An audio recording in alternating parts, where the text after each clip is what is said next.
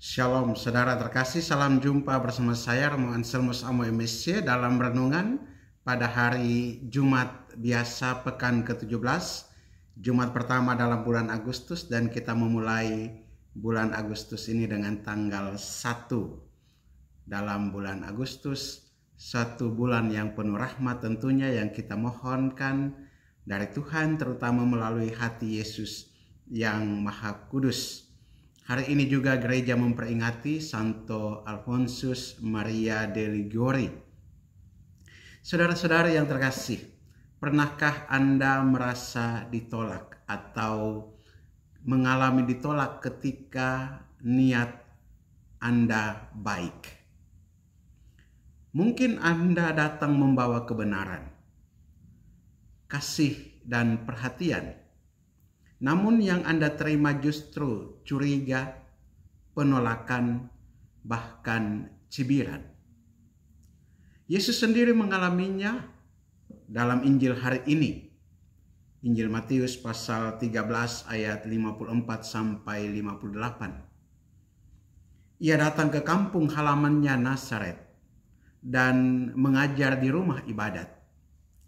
Orang-orang takjub akan kebijaksanaannya dan akan karya-karyanya. Tetapi takjub itu berubah menjadi sinis. Bukankah ia ini anak tukang kayu? Dari mana ia memperoleh semuanya itu? Akhirnya mereka menolaknya. Dan Yesus yang adalah hikmat Allah ditolak oleh bangsanya sendiri karena mereka terlalu terpaku pada latar belakang manusiawinya. Penolakan terhadap kebijaksanaan ilahi juga muncul dalam pembacaan pertama pada hari ini dari kitab Imamat. Tuhan menetapkan hari-hari raya sebagai hari pertemuan kudus. Waktu untuk berhenti dari pekerjaan dan merenungkan karya penyelamatan Allah. Tetapi berapa banyak yang melupakan hari-hari kudus itu dan hidup seolah-olah Tuhan tidak penting. Dalam sejarah gereja kita melihat seorang kudus besar yang mengalami penolakan serupa, Santo Alfonsus Maria de Liguori. Ia adalah seorang pengacara brilian, penulis produktif, teolog moral yang bijaksana, dan pendiri kongregasi redemptoris. Ia bahkan dikeluarkan dari tarekatnya sendiri di masa tuanya karena intrik internal. Tapi seperti Yesus, ia tidak membalas dengan kemarahan. Ia menyerahkan diri kepada kehendak Tuhan dan tetap berkarya dalam diam. Menulis lebih dari 100 karya teologi dan devosi, termasuk kunjungan kepada Sakramen Maha Kudus dan kemuliaan Maria. Santo Alfonsus mengajarkan kepada kita bahwa kebijaksanaan sejati tidak harus selalu dimengerti atau diterima oleh dunia.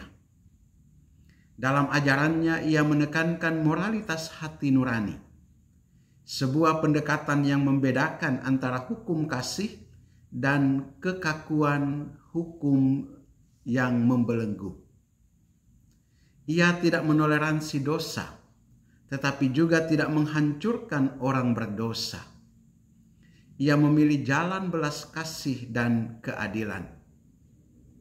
Dalam hidup kita sehari-hari, kita juga dipanggil untuk menjadi pembawa hikmat Kristus. Namun seperti Yesus dan Santo Alfonsus, kita akan menghadapi penolakan. Mungkin dalam keluarga, ketika kita mau hidup lebih rohani. Mungkin dalam pekerjaan, ketika kita jujur di tengah budaya kompromi. Atau dalam pelayanan gereja, ketika niat baik kita disalahpahami. Tetapi jangan menyerah. Tuhan tidak menuntut hasil langsung, melainkan kesetiaan. Sebagaimana dikatakan Paus Benediktus ke-16, Orang kudus tidak menuntut pengakuan dunia, tetapi cukup bagi mereka bahwa Tuhan mengetahui segalanya. Saudara-saudariku yang terkasih, hari ini kita diajak untuk tidak takut, membawa terang, membawa hikmat ilahi, meski kita ditolak.